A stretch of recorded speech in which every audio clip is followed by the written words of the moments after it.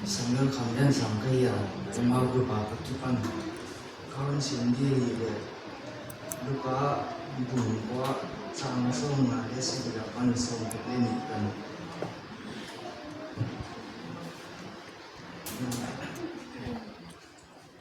atau bi nung zodim dia thei na wan lombio parilai wahyo mina kiama napai na pewa kawan zoidi aji Yesu kiama sehalte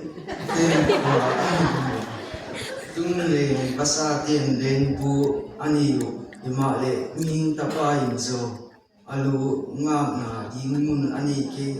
aji Yesun midam kiama Hanzuin aji himale aman taupa kapahan voisa potin aji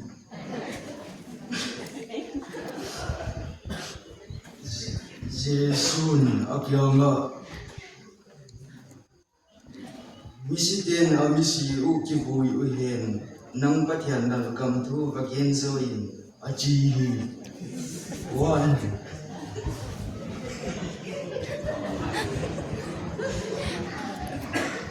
wan midang in leng taupa kahon zui ding himale kain na miti kampain hon khasak photin aji